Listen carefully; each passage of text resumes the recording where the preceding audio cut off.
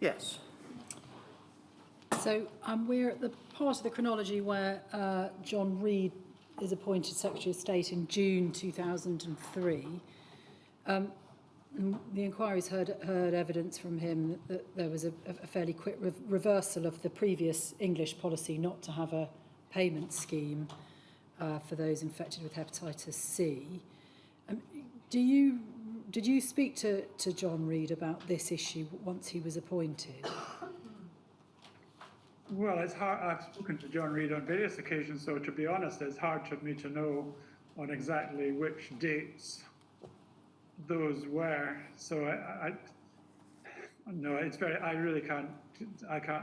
I spoke to him, but at what time exactly? Various occasions I spoke to him, but I can't really tell you on particular occasions they were, and no, I can't do that. I'm sorry. And you spoke to him.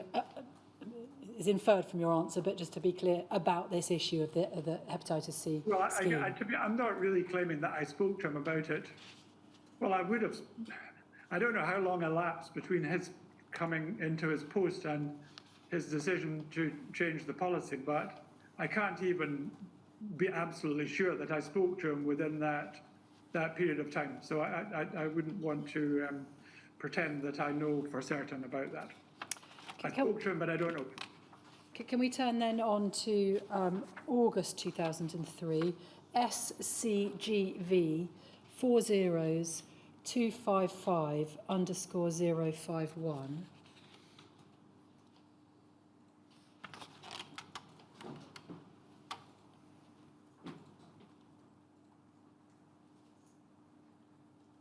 And if we can go, please, to page 2. This is the covering email of a submission, and the submission is starts at page 2. And we can see it's addressed to you, and it's to provide briefing on discussion at official level between the Executive and the Department of Health, and to seek Ministers' views, especially on the establishment of a UK scheme. And then under summary, it says that a letter had been provided on the 28th of July from John Reid to you confirming that it was accepted that the scheme was within devolved competence, and inviting discussion at an official level to explore the potential for similar types of scheme elsewhere in the UK. And then this at 4, initial discussions on 30th of July showed that DH officials are interested in operating an identical system in England, sharing the proposed Scottish formula, i.e. initial payment of £20,000 plus an additional £25,000 on reaching a medically defined trigger point, payments only to those alive when the scheme is launched and who have not cleared the virus spontaneously. So just pausing there, was it your understanding that this suggests that England was very much adopting the Scottish figures, 20 plus 25? Is that how you recall matters? Yes, absolutely, yes. And did you ever was there any suggestion to your knowledge that England did anything to try and change those figures to reduce them? No, I don't think so. No, absolutely not. No. And then just in terms of the categories of those to whom England is suggesting payments should be made, we can see there that payments only to those alive, and that was what you had announced on the 11th of December 2002 to the Health and Community Care Committee, wasn't it? Yes, but also adding, in a sense, clarifying what we talked about before, those who have not cleared the virus spontaneously. So that's already making a firmer line than there was that ambiguity in my evidence on the 29th of January. So that's making it clearer that, you know, if you've cleared the virus with treatment, you're covered as well. Yes. So your reading of this is that this is simply reflecting, if not necessarily what was said on the 29th of January 2003, but what should have been said or what you meant on the 29th of January 2003. Absolutely. Now, we know that there was a coordinated announcement of the schemes on the 29th of August 2003. And at that stage, is it right to understand that what you were announcing was that it was a Scottish scheme, and in England they were announcing an English scheme, and so on, rather than a UK-wide scheme? Well, I think it's in practice a UK-wide scheme, because we're talking about having the same arrangement. At this point, officials are meeting, working on the parameters and subsequently the administration of a UK scheme. So certainly the Skipton Fund was set up as a UK scheme. So it's within devolved competence, but we're actually talking about a UK scheme from this point, really. And did you have any concerns about it being a UK scheme rather than a Scottish scheme in terms of accessibility for beneficiaries and accountability to the Scottish Parliament? Well, there could well be disadvantages in the way that you say, but there were obviously big advantages as well. And if you consider that what England was proposing was basically adopting what we wanted anyway, and then you also consider that it resolves the social security issue, which may have been more of a problem if we'd had a separate Scottish scheme. I think the advantages certainly outweigh any disadvantages, and I think even set up as a UK scheme, there obviously was potential for countries to go different ways subsequently, as I think more recently has happened, in fact. Now, you appeared before the Health and Community Care Committee again on the 9th of September 2003, at which you announced that the cut-off date by when applications needed to be made by the 29th of August 2003. What was the rationale for having a cut-off date? Well, no, it wasn't the cut-off date for making applications. It was the date in terms of the, I admit, vexed issue about whether relatives of the deceased should get payment. It was the cut-off point in relation to that. So if somebody died after the 29th of August, then yes, their relatives would get the payment, but if it was before, they wouldn't. So it's the old issue of where do you draw the line about who gets it and who doesn't. And obviously, some people would be unhappy that there was that line at all, and others would say, why was it the 29th of August? But if there had to be a line somewhere for reasons of affordability, then there had to be a date. And given that was, as it were, the announcement of a UK scheme, that also became the date. It also meant that if it took a little bit longer to set up the details, nobody was, as it were, no family was going to be disadvantaged because of that. So, yeah, I apologise for the error in my question. You're quite right. It wasn't the cut-off date for the date when the application needed to be made. Was any consideration given to the date, as you say, once a decision had been taken that a date had to be chosen, was any consideration given to the date being, for example, the date when the Health and Community Care Committee had promulgated their recommendation that there should be payments, or the date of the expert report of the Ross Committee? Well, it could have been various dates, but I don't remember a great deal of discussion about that. Obviously, there probably was a lot of discussion about that, but I don't remember it being a big issue. I think it was probably a recommendation from officials to ministers, which was accepted.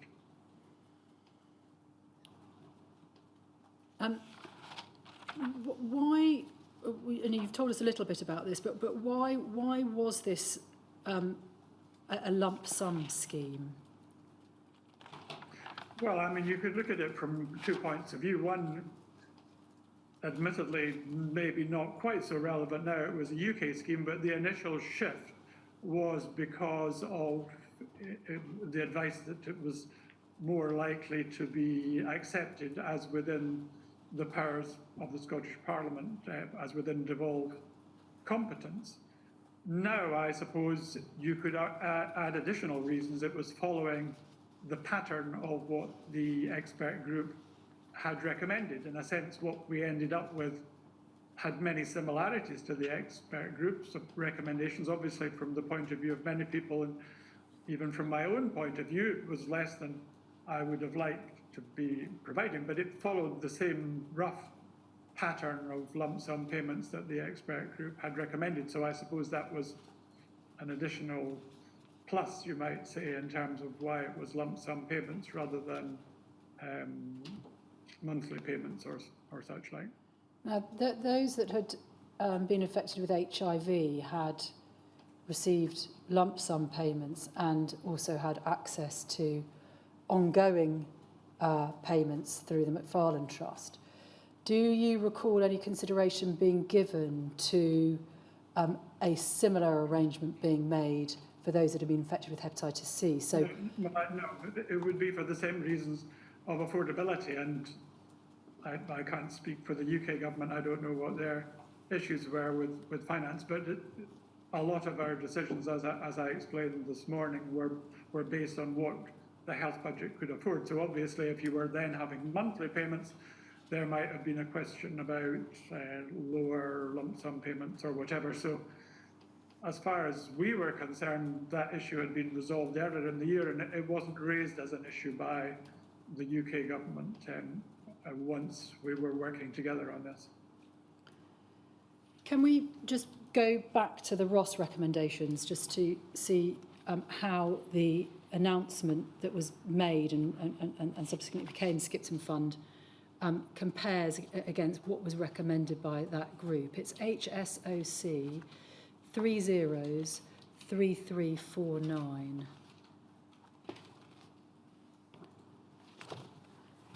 And it's page 20 of that, please. So if we look at the categories A, B, C and D and just take those in turn, is it right to understand that the category A, an initial lump sum of £10,000 to cover inevitable anxiety, stress and social disadvantage, that has come out of the Skipton Fund scheme, hasn't it? Because that is a recommendation for a payment that should be made to everybody, whether they've cleared it or not. Well, no, basically my proposal as adopted by the Skipton Fund was that A and B should be joined together. Yes, you're right. Not everybody was covered that Ross intended by A, but a large number of those that Ross intended in A were covered by the Skipton Fund if you take account of those clearing the virus also after treatment, and indeed some people who cleared the virus spontaneously, as it turned out, were covered as well. So you could say that A and B were put together and most of A was covered, but not perhaps every single person covered by A. But certainly the majority of people covered by A were covered when A and B were joined together. And B, if A and B become B, B has been reduced from £40,000 down to £20,000.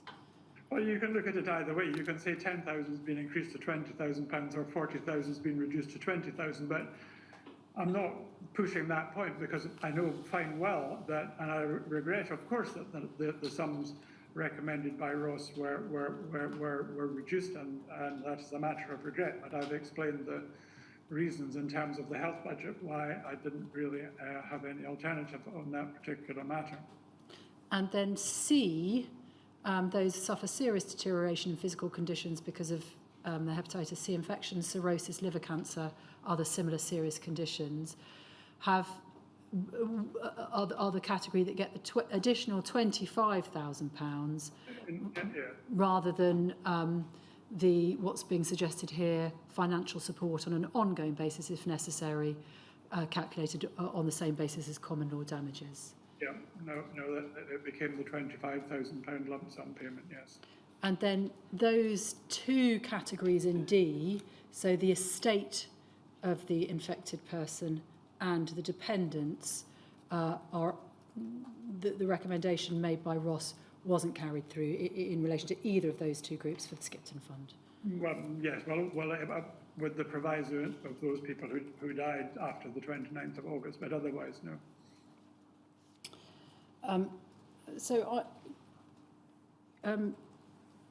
is it right to understand from the papers that once the broad scope of the scheme and the eligibility, once the eligibility criteria of the scheme, as we've just discussed, had been set at ministerial level, the work done between the four nations in setting criteria, procedures and so on, was done at official level rather than ministerial level?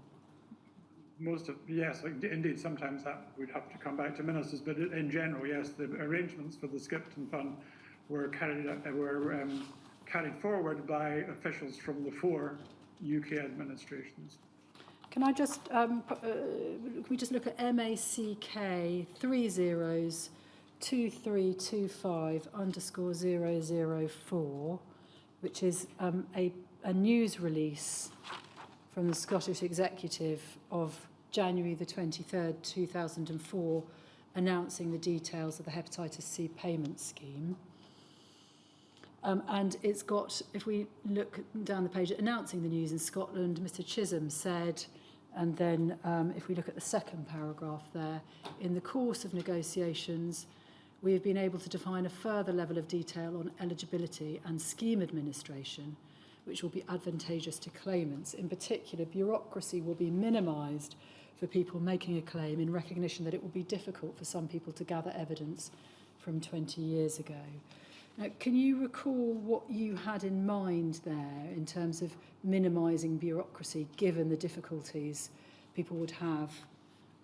Presumably you're there talking about medical records, obtaining medical records. There's the issue of medical records, and I seem to remember we used the phrase on the balance of probabilities, although I think in practice it was certainly easier than that for anyone with haemophilia. I think they were automatically registered on the scheme if they had hepatitis C, because the assumption was that they would have contracted it from blood products. But that apart, it was very much a balance of probabilities argument rather than a higher standard of proof.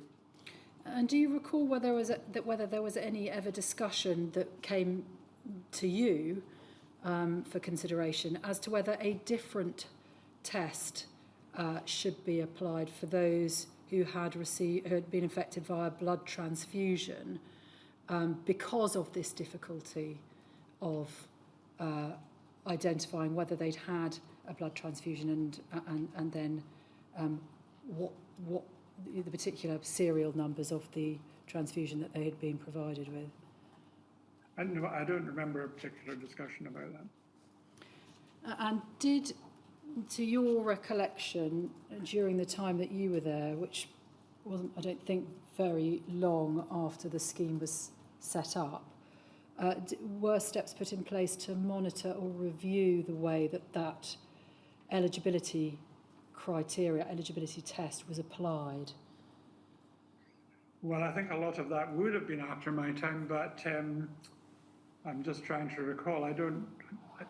What I do remember is a lot of activity within the department to deal with any problems that people had in accessing records, and I was very vocal about that. If people had problems, they should contact the department, and the department followed up those issues assiduously, and I think there's some examples of that in the documents that you sent. So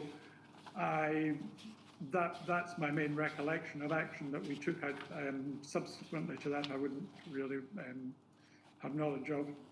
So I think what you're there referring to is at the time that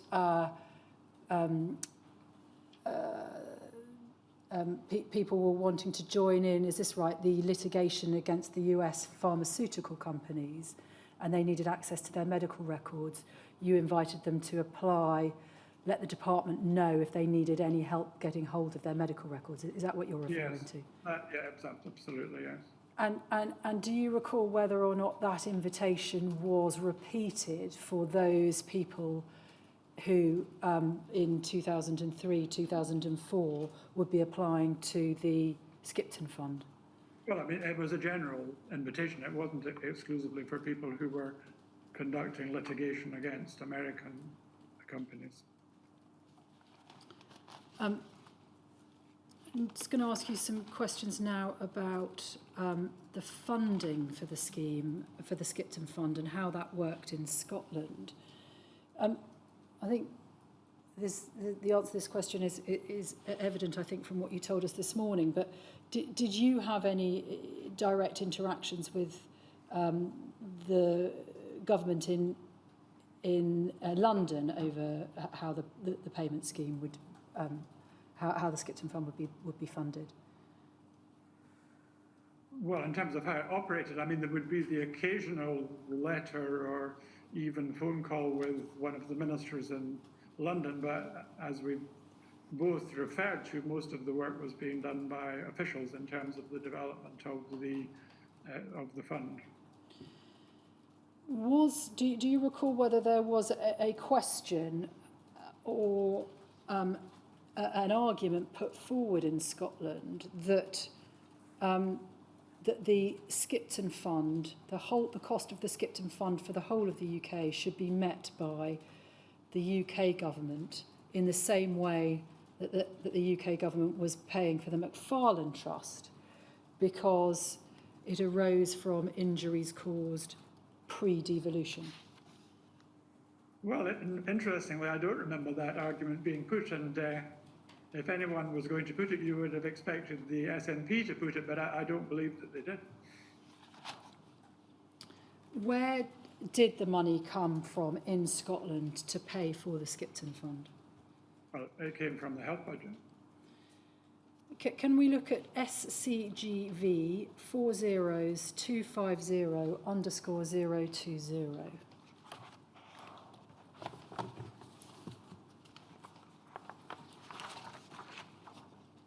And if we can go to page 2, please. This is from the Scottish Parliament Finance Committee, 7th report 2002, and the committee reports to the Parliament as follows. The second proposal came from Nicola Sturgeon, MSP. This was the first occasion on which an individual MSP has proposed a change to the executive's budget, while noting that proposals may have a better chance of success where they originate from subject committees and have cross-party support. The committee welcomes this development, which is in the spirit of the Financial Issues Advisory Group's vision of the parliamentary budget process. And then it goes on to say this: the proposal concerned the reallocation of money from DEL capital budget to provide a fund for payments to individuals infected with hepatitis C due to the use of contaminated blood or blood products by the NHS in Scotland, and then sets out what the proposal, the evidence that was supporting the proposal. Can you help us in understanding what's going on here? What is the application that's being made, and what is the DEL capital budget? Well, the Scottish budget was divided into, I think the terms have changed now, but in those ways it would be revenue spending and capital spending. And this is a proposal, interesting proposal from Nicola Sturgeon, but to take the money from the capital budget, obviously that wouldn't have been the health budget. So it would have been very nice from my point of view if this had been accepted, but the reality is this proposal was not accepted by the Finance Committee, as the rest of that minute makes clear. And I think the more interesting thing is this proposal at that point died. It was never brought forward in any subsequent financial year. And I suppose I should add the point, although you may think it's a bit extraneous, that the money ever since Nicola Sturgeon has been in charge, since 2007, has come from the health budget. So it was an entirely one-off proposal which got defeated by the Finance Committee, and in fact has never been raised since. So it was very interesting to see it in your papers, but it was very much a one-off proposal that once the Finance Committee had rejected it, was never raised again by Nicola Sturgeon, never mind anybody else. So let's just trace that through then. Paragraph 45, the proposal is based on the interim findings of the expert group on financial and other support set up by the Scottish Executive. So that's the Ross Committee interim report that we've looked at. And if we go down, we can see at paragraph 46, we can see what was asked. The proposal put before us suggested that the £89 million be transferred into the health budget from the DEL capital budget. And the £89 million is the maximum cost, is it, of the Ross Committee recommendations? Is that how you understand it? Yes, yes. And then if we go over the page... Oh, sorry. No. Did you want to say something? No, I'll let you finish. I was just going to go over the page and read paragraph 47. We were impressed by the fact that the proposal is well grounded in terms of being properly costed and that a source of funding has been identified. Careful consideration has also been given to how the reallocation should take place, and we are of the view that the DEL capital budget would bear a reduction of 2% over the 3 years of the budget cycle. However, we do not feel able to give the proposal our support. And then they set out the reasons why they are unable to say what the consequences of agreeing to the proposal would be in terms of budgetary consequences and an impact on Treasury spend in terms of benefit to sufferers in the event of any compensation scheme. And finishes with this: until these matters are clearer, therefore, the committee, while welcoming the precedent set by this individual proposal for reallocation, cannot progress this matter at this time. Now, you've told us that that was an application that wasn't repeated. Did you consider making such an application yourself? Would that have been open to you? Well, no, certainly wouldn't have been open to me. As health, of course, I would have put. I mean, if you think about it in principle, what health secretary is going to refuse £89 million extra into their budget? So no one in the world would have been happier than I was if that had happened. But the reality is it was open to any committee to propose that at any point. That's just one of the ways in which the Scottish budget worked then. I think it probably still works in the same way now. You can put a proposal to the Finance Committee to shift budget headings from one department to another. So that's why the committee is welcoming it in principle, because it's a feature of the finance arrangements of the Scottish Parliament. The only point that I'm making is it was a one-off proposal that not only wasn't repeated, but as far as I know, wasn't pursued. I may be wrong about that, but I don't remember it being repeated thereafter in terms of arguments about the funding of the scheme.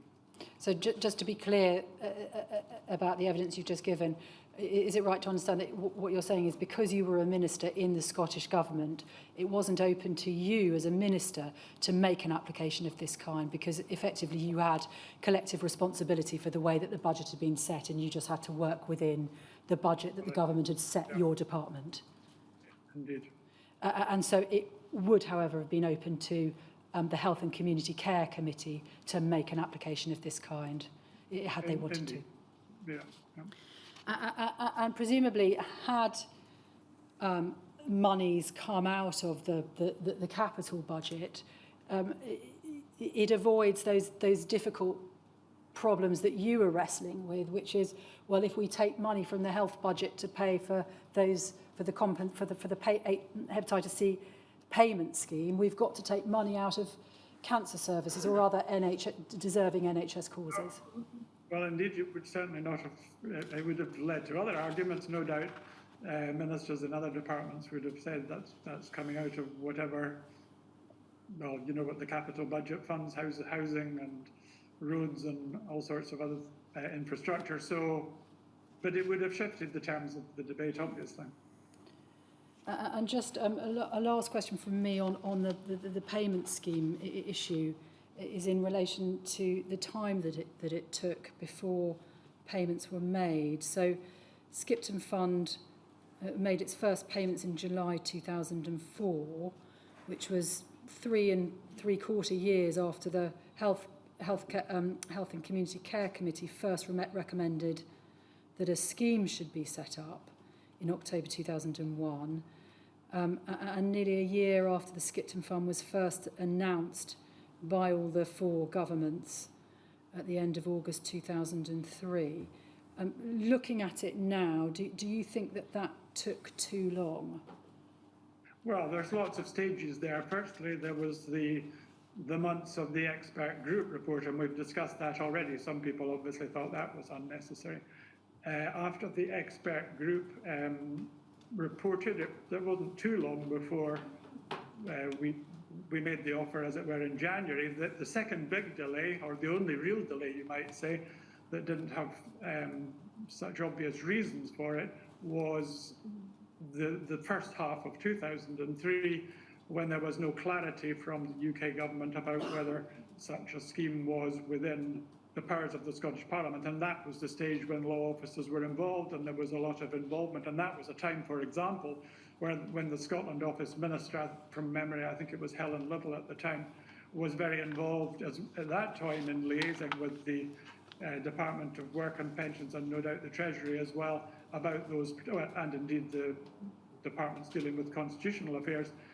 So that took an unfortunate amount of time, let's say 6 months. So that was when the real delay was, for the first half of 2003. I would say thereafter that the work was required to set up the parameters, and equally important, the administration of the Skipton Fund, and that second part on the administration did involve patient groups and suggestions from patients. So I certainly wouldn't say that that was something that was unnecessary, but obviously that did take time as well. So I would say, in retrospect, that the only criticism that can be made legitimately is of that delay in the first half of 2003, when the UK government hadn't given a decision on the devolved reserved powers issue. It could be said that the executive should have implemented the recommendations made in October 2001 of the Health and Community Care Committee, and that would have... But they couldn't have. Sorry, with respect, they couldn't have. The Parliament can't do things that are not within its power. Well, it's a bit like the argument that we're having now, I shouldn't trespass on that territory, about an independence referendum, but the Parliament cannot do that which it hasn't got powers to do. So in fact, the Parliament could not have responded immediately to the Health and Community Care Committee report until the two issues had been resolved. In fact, fundamentally, the issue of whether it was within the devolved powers of the Parliament, but equally important in a way was the issue of the Social Security payments, because if we'd made payments as recommended by the Health Committee, and then they'd all been clawed back by the probably quite a large number of the relevant people who were also on Social Security benefits, then that would not have benefited those people either. So with respect, there was no way we could have implemented immediately the recommendations of the Health and Community Care Committee. I'm going to change topics now and ask you some questions about statements that you made about the difference between Scotland and the position in Ireland in terms of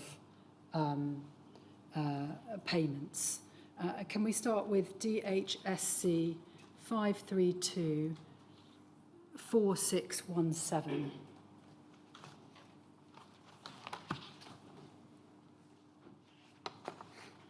So here we have a speaking note, final version it's called, and it's page 5 that I want to turn to.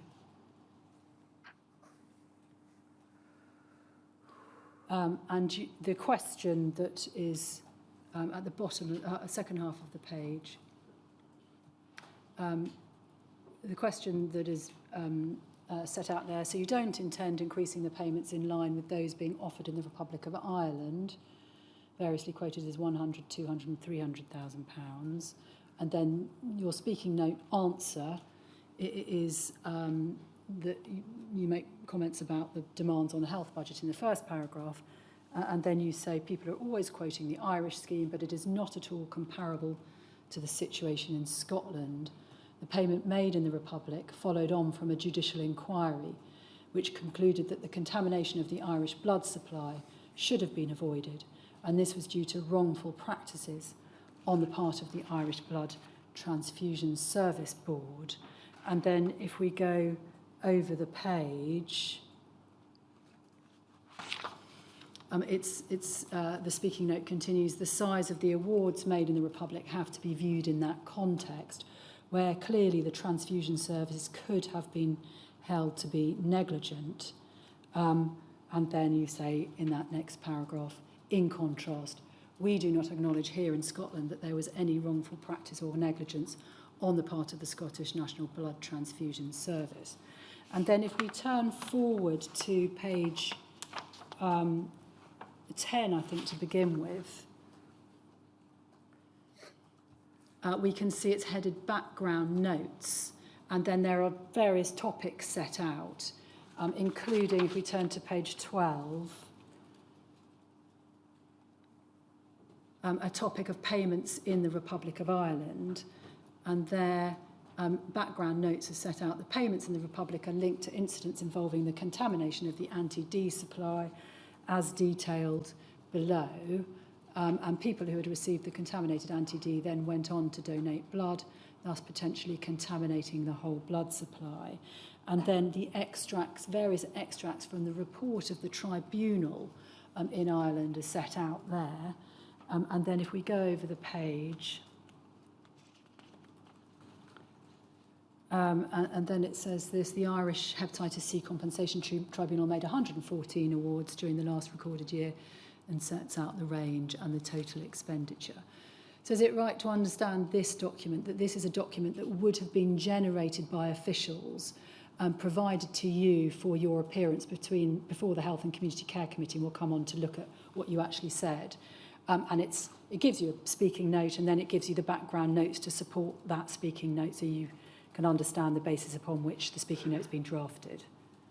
Yes, I mean, I'm not quibbling, but it's not really a speaking note. When you get a speaking note, which sometimes I use and sometimes I departed from, but you also get potential questions. So what you were flagging up there was what I would call a Q&A. You may get this question, this is the suggested answer, but none of those were actually, well, you'll have to look at the official report of the committee, but you were implying that they were a speaking note. The Q&A is not really the speaking note. Those are just potential questions and suggested answers to them.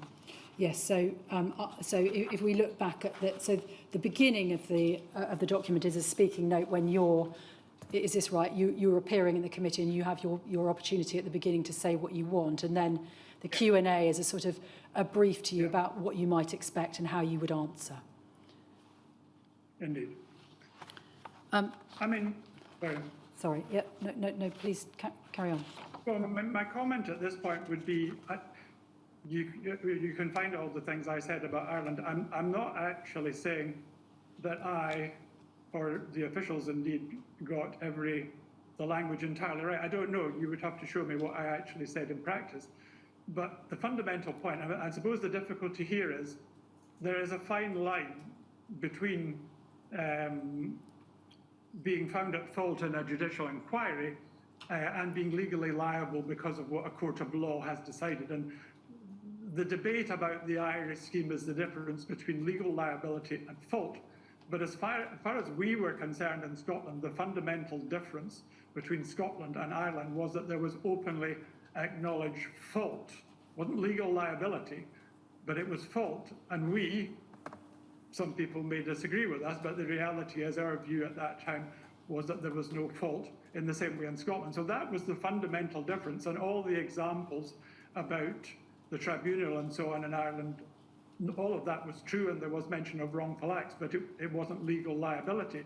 But the other thing is, and the documents on this, as all your documents, were extremely interesting, but I was particularly struck by the one from the Ireland Children and Families, or it may have been Children and Education Department, where it quite clearly said that the original scheme of compensation in Ireland was because of basically it was the infected anti-D immunoglobulin given to those women, and then those women became donors, and it was quite clear in the statement from the Children and Education Department that was the beginning of the scheme. Yes, it was extended to everybody thereafter, but obviously there were multiple other faults that were delineated. It was because of the various admitted faults in the way it had been handled in Ireland that they ended up with the scheme they did. So that was the distinction that I think has got rather lost in the discussion about this between fault and legal liability. No, there was no legal liability in Ireland, but it's clear from I think there were 2 official inquiries in Ireland, that there was fault. And that was the distinction we were making between what happened in Ireland and, in our view, what happened in Scotland. The language we used may not always have been correct, but I think that fundamental distinction still stands. Can we just turn back to page 5?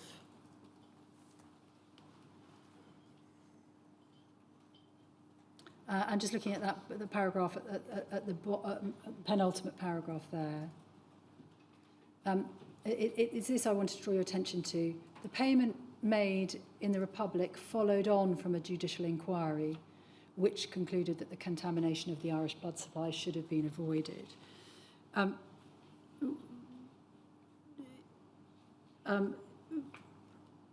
Does this, in your view, give the impression, at least, that the payments in Ireland were as a consequence of the findings of wrongful practice? Is that what you understood? I think that is possibly, again, it's a Q&A, but I think that is possibly not got things in quite the right order, because certainly I think there were 2 inquiries. I think one was in 1997 and one was slightly later.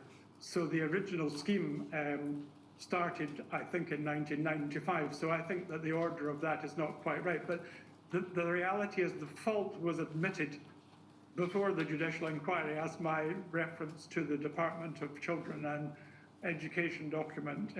The scheme, was started, I think, because they recognised this fault had taken place. So yes, the judicial inquiry actually didn't conclude till some time after that. So I'm happy to admit that that is not an entirely accurate statement in terms of the timing, but it doesn't take away the point that there was still fault, openly admitted fault in Ireland before the judicial inquiry and after the judicial inquiry.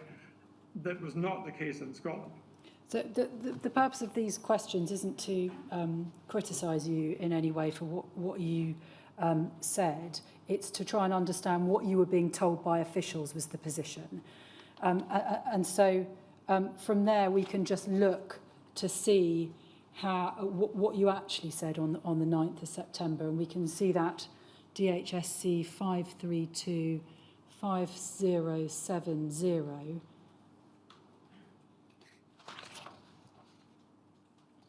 This is the transcript from the appearance before the Health Committee of the Scottish Parliament. Is that the same as the Health and Community Care Committee? Yeah. And if we turn over the page, we can see about a third of the way down, a quarter of the way down, the convener says, are you saying the payments of approximately £300,000 that are being made in Ireland are being made because they are prepared to put more money into the compensation, or whatever word you would use for it? And you say, I'm glad that you raised that point. In Ireland, the government and everyone else have agreed that wrongful practices were used. The payments in Ireland were compensation. We are making ex gratia payment. I know that certain people are raising controversy about that, and the Health and Community Care Committee in the previous session of Parliament did not in particular express a different view. The payment that we are making is ex gratia, and that is the difference between Scotland and Ireland. It is important that people understand that. At the point that you made that statement, looking at, having seen what your briefing note said about that, was it your understanding that the payments followed on from the acceptance of wrongful practice, or the findings of wrongful practice? There was plenty of evidence of wrongful practice, but I accept that my language may not have been the best there. I should probably have been more explicit, as I think I was on other occasions, that they were related to faults by the blood transfusion service. I probably shouldn't have used the word compensation if that's not the word that was being used in Ireland. But what was the key point was that there was fault admitted in Ireland. That was the key thing. And I should have been more explicit, and perhaps I wasn't aware of the fine line between legal liability and fault. But so I'm not saying that everything we said there was absolutely correct from the point of view of the language used, but the fundamental point was that there was fault in Ireland which there was not in Scotland, and that basically was the key issue, and I don't think I or my officials got that wrong, but the way that was expressed may not have been perfect, I fully accept. Can we turn now to an email that Mr. Stock wrote to the Irish Tribunal, DHSC 5334201. Now, before we look at that, just so that people who are listening understand the chronology, is this right, that having made that statement in front of the committee, you were then asked questions about that statement and about the accuracy of it, and the committee made it clear that they were going to approach the Irish Tribunal to understand the facts from their perspective. Is that Yeah. Yeah. So that's the context in which this email is being written. So if we go to page 2, please, we can see at the bottom of the page, halfway down, the email from Bob Stock, 18th of March 2004, about the Irish Sea Compensation Tribunal. And then there's, the first paragraph sets out the background that there's been a discussion by phone, and that the tribunal are going to be asked for some information relating to an article in the Sunday Herald. And he says it's difficult to predict exactly what the committee will ask for, because it's not clear what the documentation the Herald article is referring to. And then he says this: you will see the controversy revolves around the fine line that can be drawn between being found at fault in a judicial inquiry and being found legally liable in a court of law. So that's the point you've just made. And between the Irish compensation scheme following swiftly after an adverse finding of the inquiry and it being a consequence of it. We have been careful to use the concept of found at fault rather than legally liable in making comparisons with the Irish scheme, and to point out that the scheme was set up against the background of that inquiry conclusion and the expert report before it, without explicitly stating that the two things were unconnected or not, but with the clear inference that we think they may have been. Hopefully that is a correct approach, and one that you will not feel obliged to explicitly refute in any way, even though the official Irish government line on it may approach it from a different angle. And then says, if you want to discuss, do please give me a ring. And just looking at that email, are you concerned that this, or it could be said that this suggests or reveals that officials knew that the payments were not being made in consequence of the findings of fault or the admissions of fault, but were presenting it in such a way to you so as to invite the person listening to your answer to draw an inference that the findings of fault and the payments were connected? Well, this is really interesting, because the fact of the matter is they were connected, but not for the reasons given by the official, because I've referred it. Unfortunately, I don't know what the number of the document is, but I'm recalling the document from the Irish Department of Children and Education, where they made quite clear that the payment started because of this issue of infected anti-D immunoglobulin, and then those women not only were infected, but then went on to donate blood. So it did start because there had been fault. The issue is that fault wasn't articulated by the inquiry until subsequently. So yes, the official in this case is wrong about the timing. It's not a matter of there is an inquiry and then there is the payment. But the reality is there was fault, and not only is the reality that there was fault, but the reality is that the Irish government started the scheme because of the fault. So it's a very complicated situation, but I don't believe that any of the details, which I admit my official has got wrong there, change the fundamental fact that the Irish scheme was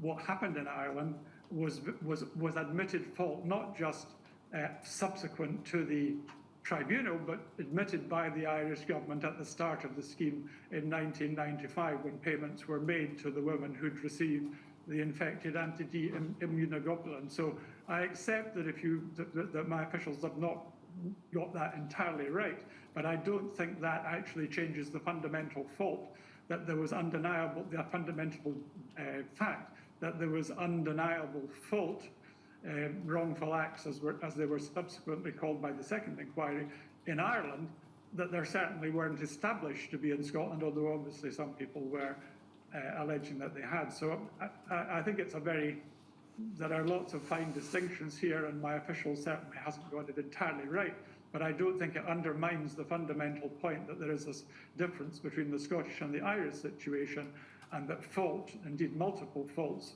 were admitted by the Irish government as well as by the two judicial inquiries which went into details about it.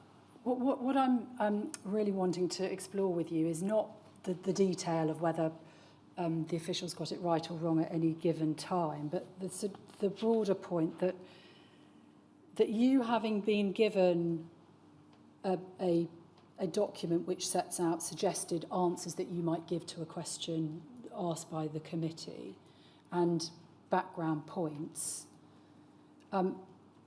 which doesn't include this information that we can see in this email, that the very nuanced line, tightrope if you like, that Mr. Stock is here suggesting that the department or the executive, I'm not sure who he's talking about when he talks about we, were treading at this time.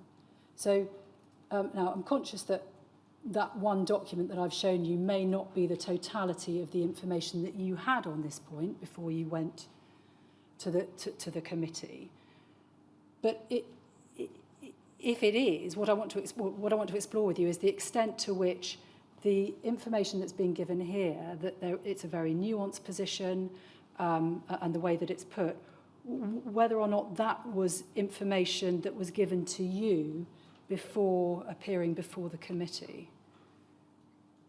Well, the information I was given was the extensive Q&A and so on, an annex that you put up before. So I obviously hadn't seen the particular note that you're referring to, that you have up at the moment, because that was not copied to ministers. But you've definitely established that that he didn't get it entirely right. But I suppose I don't feel as uncomfortable about that as I might otherwise do, because the basic point and the basic distinction remains. So it's almost like saying the right thing for the wrong reason, if you like. The fault in Ireland, admitted fault, is the right thing, but the timing of that is not right in terms of when the scheme started and when the inquiry reported. So yes, it's not, you can criticise the official, and obviously I would no doubt reflected some of that, but it's very much saying the right thing for the wrong reason, rather than saying something that is totally misleading. Because if you're not given the nuance, if there is a line that is extremely nuanced, and you're not, and the minister, an explanation isn't given to the minister as to why it is a very nuanced line, unless the minister sticks precisely to the script that they've been given, they could inadvertently say something that's misleading. Is that? Well, it's possible. I don't think on this occasion I said anything that was seriously misleading, but I may have not got the language entirely right. I don't know. I'd have to look at all the things that I said on this. But as I say, I don't feel too uncomfortable, because it wasn't seriously misleading on the fundamental point, which was that the Irish scheme, and it's back to my original point about, fault as distinct from legal liabilities. So that fundamental distinction, which was really, I think this was why the whole Irish issue entered the equation, because people wanted to make an equivalence between what happened in Ireland and what happened here. And if you remember, in the session with the committee on the 30th of January, I actually made it explicit that the Ross report should look at what happened in Ireland. But in fact, to actually support the point that I'm making, the Ross report did look at the situation in Ireland and said it was not applicable to Scotland, precisely for the reason that it was a fault-based system. So again, I'm sure they understand the distinction you're making in terms of the sequence of that and the timing of that, but the Ross report did not look to Ireland as an exemplar because they made the fundamental point that it was a fault-based system, which Scotland, they also accepted wasn't. So the big point remains the truth, the detail is as you describe it. I'm going to move topic now and ask you some questions about calls for an inquiry. And can we do that by reference to what you say in your witness statement about that? That's WITN 0794001. And it's page 23.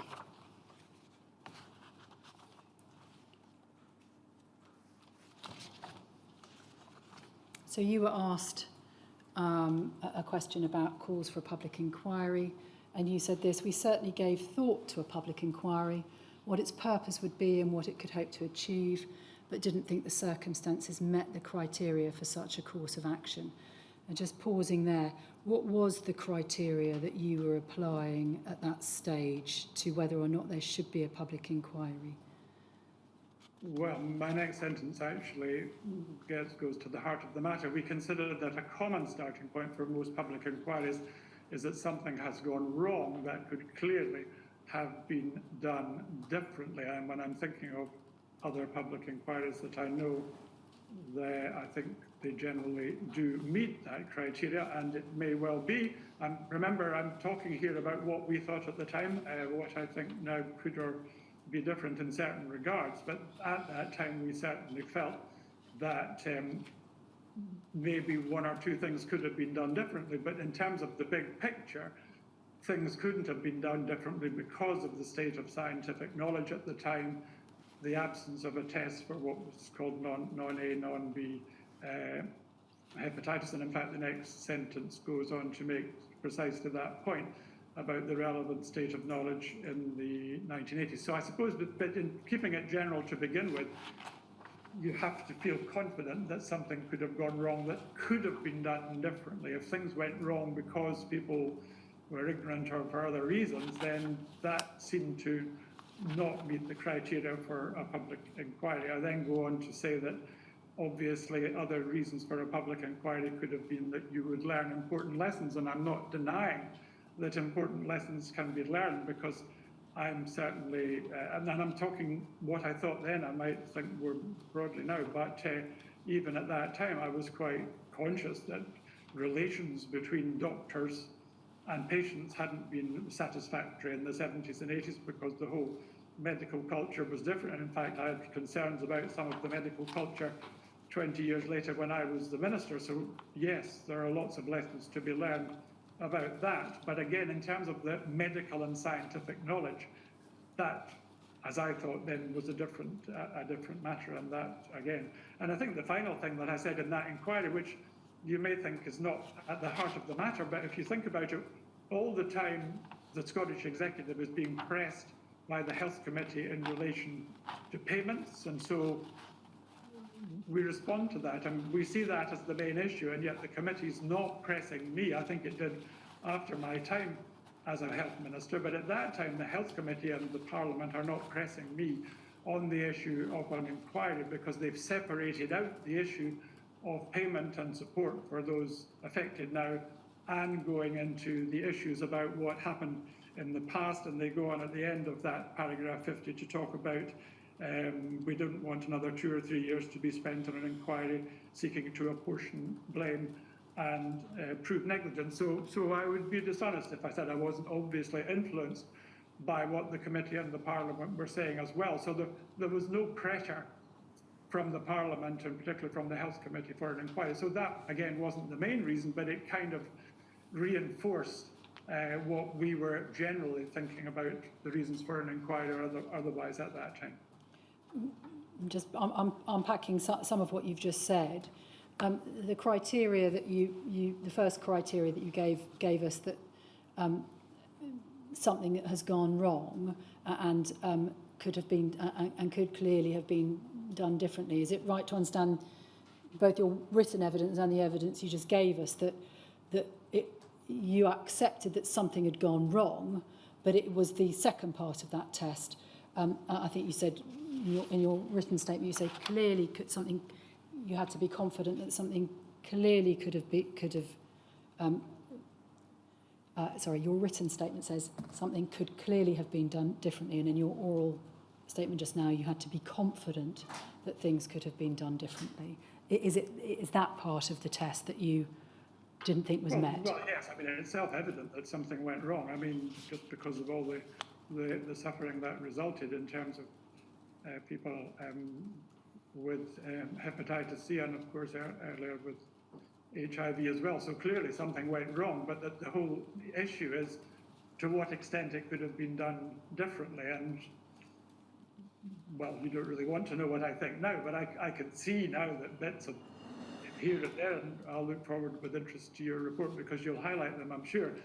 Various things could have been done differently, but I suppose the facts, well, I'm just trying to explain what we thought at the time, and I suppose in terms of the big picture, that statement still stands. There may be aspects of what happened, but the fact remains the virus hadn't been isolated, there was no test for it, and the point in the next sentence is actually quite important as well. If majority, although not unanimous, medical opinion thought it wasn't very serious, certainly not as serious as hepatitis B, then they may have been wrong, but you can hardly fault them if that's what the medical evidence was telling them at the time. So it was a big picture thing, and obviously we can be criticised for that, but that was basically our view at the time, and it was a strong view coming forward from quite a lot of people with more scientific and medical knowledge than I have. It could be said that there's a degree of circularity about the position you've just articulated, the need to be clear as to whether or not something could have been done differently, because it may only be through the holding of a public inquiry, through calling evidence, through scrutinising the different narratives, that such evidence might come to light. What would you say about that? Well, I think that's a fair point. I mean, obviously, the report, albeit an executive one that had been done into the heat treatment of blood, probably had some influence. Indeed, it had some influence on the health committee because that was only one particular focus, but it looked, as far as we could see from the evidence on that the blood transfusion service had a reasonable story to tell about that. In fact, they actually argued the executive report had undervalued what happened because, of course, Scotland was the first country, I think, in the world to have hepatitis C free factor VIII for its whole haemophilia population. And I think the whole study about what happened there, I don't suppose you want me to go into that, but in terms of the technical challenges and so on, tended to say, well, although people were saying, well, it looks bad because they had heat treatment at 80 degrees earlier in England than in Scotland, well, when it was examined in detail, and I think that's been borne out by subsequent inquiries, really it was quite an achievement that they did it in Scotland in that timescale, given the technical challenges. Now, that's only one example, so I'm sure there are other aspects of this where you could say it could have been done differently. So, but what I'm saying is that was the big picture, and it seemed to be, that big picture seemed to have some justification from what knowledge we had of that particular controversy. But obviously, there will be many other aspects of that your inquiry is examining, and that I shall look forward to reading about, of course. And I'll be picking up some of the issues you've just raised in relation to that report with Ms. Deacon tomorrow. Just sticking with the question of a public inquiry, looking at it now, with the benefit of hindsight, do you think that you should have ordered a public inquiry during your time in office? Well, I mean, it might have been very tempting because I think some people would say it would draw a line under it, but it's probably inappropriate in present company to mention the Penrose inquiry, but the reality is we all know about it and we all know it didn't draw a line under it. So it's not inevitable that a public inquiry draws a line under these matters. But yes, in a kind of way, you could say it might have made life easier for me if I had one. But I think you can understand why it wasn't the key focus of the Health Committee, because a public inquiry would take many years, as you know, and okay, expense that's justified in most cases, but again, in the early years of the Parliament, that would have been a consideration, but not the overriding one, because of course the fact of the matter is I never ruled out a public inquiry. I kept saying, if more evidence emerges, yes, of course we can look at that. But these were all factors really to take into account. But yes, in a sense, with hindsight, if I just had one, that might have made life easier for me. But as I say, it's by no means inevitable that would have drawn a line under the issue. One of the issues that's been explored with other witnesses is the difficulties that might arise when a government department that might itself be criticised, if there is to be a public inquiry, is the body charged with deciding whether or not there should be such an inquiry. Some witnesses have. Sorry, were you going to say something? Well, I don't know how that works. It's above my pay grade. I imagine these are matters for the First Minister or the Prime Minister in the case of the UK government. So I don't really know how these matters are ultimately resolved. In that sense, I suppose it wasn't entirely my decision. In any case, I might have been supporting one, but it wouldn't, I imagine, have finally been my decision to have one. So in that sense, I don't think it probably is the department that has the final say. I imagine it's either the Cabinet or the Prime Minister or the First Minister, whatever case it happens to be. What I was going to ask you is whether or not you had any views about whether or not there should be an independent body who might be able to take such decisions. Oh, well, that's interesting. I've not had that suggested to me before, but I'm not saying that I would necessarily have an objection to that. I'm going to turn now to ask you some questions about the consequences of the Burton A and others Hepatitis C litigation, Burton judgment. Now, that judgment, just so that we can get the chronology straight in our minds, was handed down in March 2001, so during the time that you were a Deputy Minister and Susan Deacon was the Minister, is that right? That's correct, yes.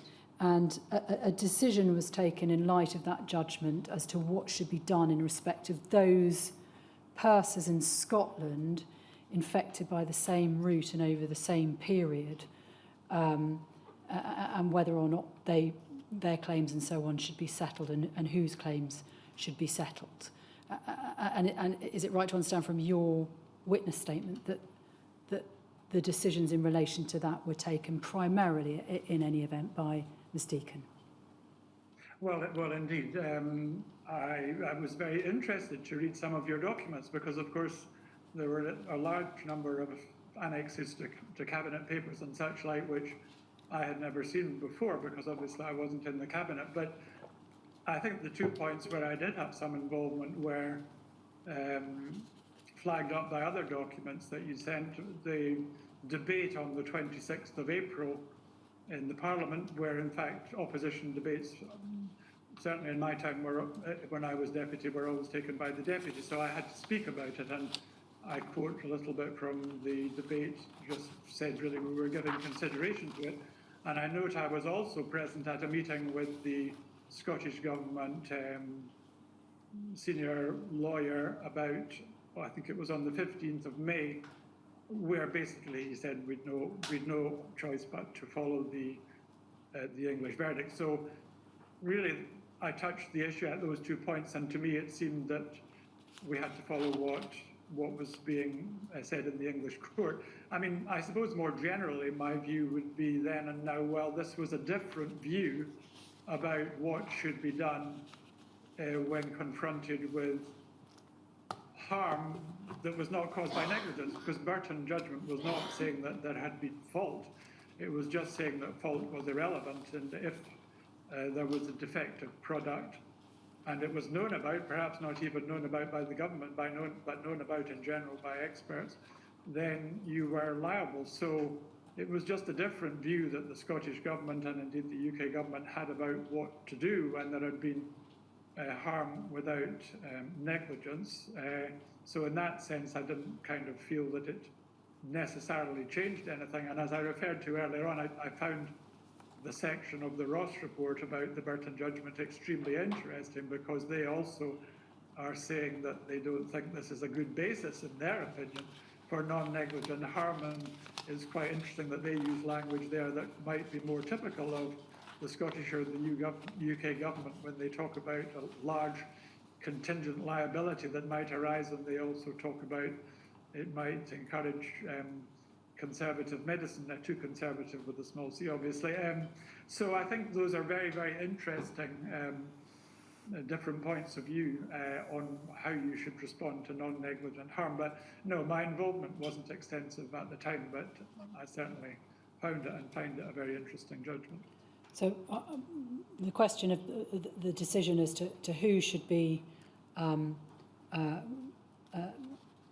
which cases should be settled following the Burton judgment, I will pick up with Miss Deacon tomorrow.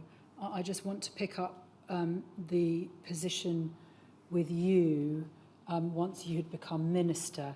So could we go please to SCGV 40248_077.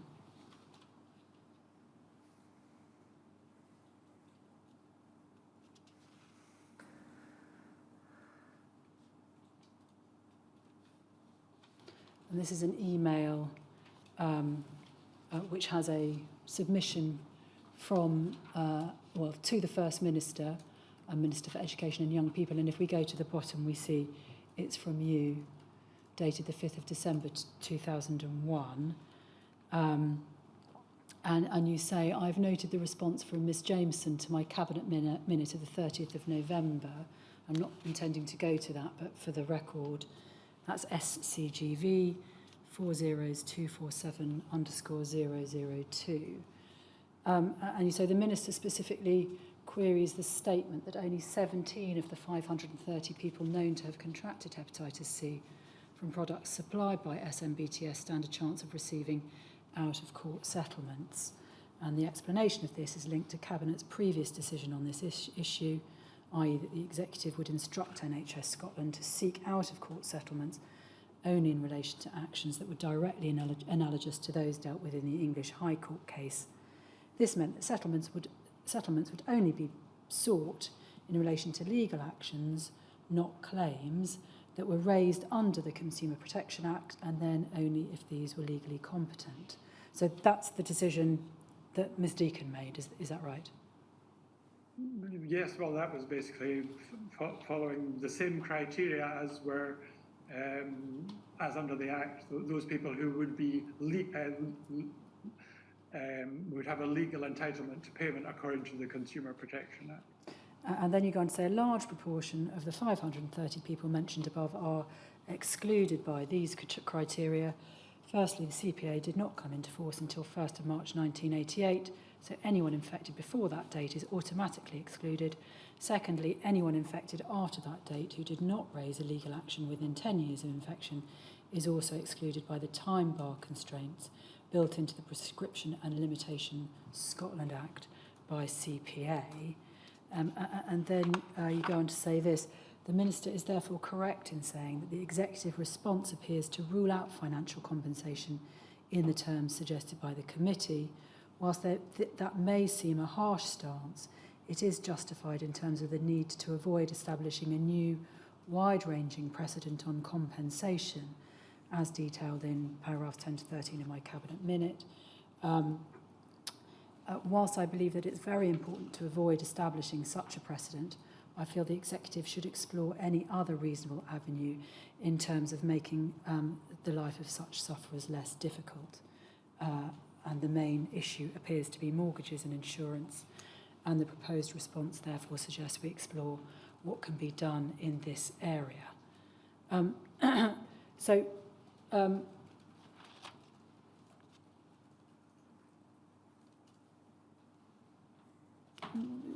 it's right to understand from this then that you, during your time as a minister, no attempts were made because of the decision that you're here explaining to identify any patients who were infected during that relevant period, so March 88 to September 91, but who had not instituted proceedings within the 10 years to identify those people and make payments to them. Well, no, I'm not aware of anything in that. I mean, basically, we were following what the English judgment had said, and then obviously there's also a reference to the time bar as well. So I suppose we were following the letter of the law, which is basically what had been decided as we discussed previously. Presumably, would it have been open to you to not rely on the 10-year limitation period or the time limit, and to make payments to those individuals who were analogous in every way to those that won under the Burton judgment, save for the fact they hadn't issued proceedings? I'm not sure how many people would have been included in that. I'm not sure, but I mean, what I'm saying there is basically just a restatement of our position that was articulated. Well, that's still the first week of my time as minister, so it's the early stages of my time as minister where I'm accepting the standard view of the issue. We don't want a precedent, so there wouldn't have made any sense to suddenly try and find extra people when we were looking at it from a different point of view. It would really have, I don't think it would have made a lot of sense. And from the point of view of the policy at the time, that is. And the flip side, if you like, of the concern about setting the precedent might it that by not identifying and making payments to those individuals, you're creating another anomaly between those that instituted claims and those that didn't. Well, I mean, it's an interesting and valid point you're making, but once again, I don't remember anybody making that point at the time. I don't, not just in the Parliament, but I don't even remember anyone outside of the Parliament making that point, although obviously I could be wrong about that, but it just wasn't an issue that was certainly brought to my attention, and to my knowledge wasn't raised. I think we saw this morning in the Hepatitis C report, the report from the Health and Community Care Committee, that point being made in their October 2001 report, that while they praised the decision by the Scottish Executive to make payments to those that benefited from the Burton judgment, it had created another anomaly. Oh yes, well, obviously that was self-evidently true, but the Health Committee was not telling us to go and find more people in that category. I don't know how many there were in that category, so I don't know what extent that would have been a large number of people. I don't know, but I don't think they were actually making that point, the point that you're making.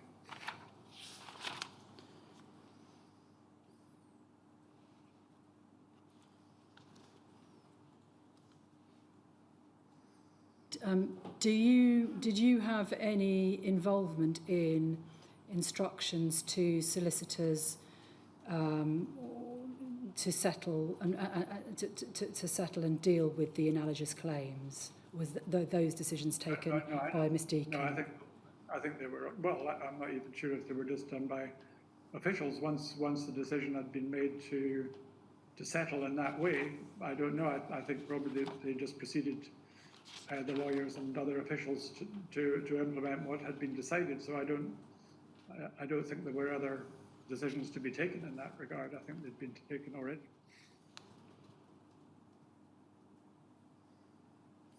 And so presumably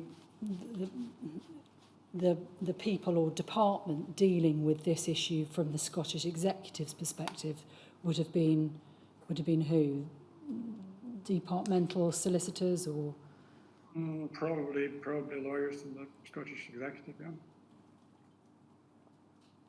And do you know anything about whether or not and on what basis settlements were reached? Is that anything did that come across your desk? No. So I'm conscious of the time. I've only got another, I would say, 5 minutes. Well, let's have that 5 minutes, shall we? Just moving topics now onto the question of the McFarlane Trust. Did you have, or did your officials, to your knowledge, have any involvement with the trustees of the McFarlane Trust? Not to my knowledge, no. Do you recall any issues about the way in which the McFarlane Trust was able to meet the needs of its Scottish beneficiary population coming to your attention? No, the only time that the McFarlane Trust came to my attention was in debates where people were asking for something similar for those with hepatitis C. Did the question or did the issue of dissatisfaction with the McFarlane Trust from beneficiaries come to your attention? No. And do you know whether, and if so, what financial contribution the Scottish Executive made to the McFarlane Trust? I don't know that. I'm not even sure that there was one. And the last questions I want to ask you about is the relationship between the civil service and ministers at the time that you were the Minister for Health and Community Care. One of the things that you say in your witness statement is that when you're being asked questions about the play, the Factor 9 play that you saw, was that civil servants may not have passed on the information that you gleaned and got from that play because it was contested information. And I just wanted to explore with you the extent to which you felt that you were given full and frank advice, information from the civil service during your tenure. Well, as I say in that final statement, I take full responsibility for any lack of understanding I had of the experience of those infected and affected by infected blood and blood products. So I think the civil service were taking a view that was very widely shared at that time, not just by the UK government, but by medical and scientific people in the wider community. So I don't think, obviously I highlighted a particular difference I had with the civil service in January 2003, but I'm certainly not generally critical of the civil service, and in fact I tend to dislike politicians who do criticise the civil servants as an excuse for their own failings. So I'm not here to criticise the civil service, but since this is a public inquiry and we have to be absolutely truthful, I was certainly frank about disagreements in January 2003, and I'm sure I could find other criticisms here and there, but I don't think they were deliberately withholding things that they knew to be true. That the reality is that Factor 9 is an intensely powerful and moving play, and I think certainly elements of that certainly have to be explored. For example, in terms of the blood that was where it was taken from, particularly perhaps in America, but possibly here as well from prisons and such like. There's issues there which I'm sure you're exploring, but I don't think that the civil service were holding back things that they knew that they thought I should know and would then act differently. So I really, with hindsight, I'm sure there were issues that perhaps should have been drawn to my attention, but I would not really criticise the civil service for following what was a very widely accepted view of the situation at the time, and I think still has a considerable amount of truth in it in terms of the scientific knowledge and so on, which we described when discussing the public inquiry issue. You've referenced a disagreement that you had with civil service in well, with officials, I should say, in January 2003, the inquiry has heard evidence from other ministers about difficulties in taking a different line to historic lines to take, if I can put it that way. Do you have a perspective on that, whether it was easy or difficult for a minister to take a different view to officials, or to challenge a long-held departmental line to take? Well, I think I always got on well with the civil service in all my various positions, but I think I was always willing to challenge the civil servants, as I was on some occasions, obviously, prime ministers and such like as well.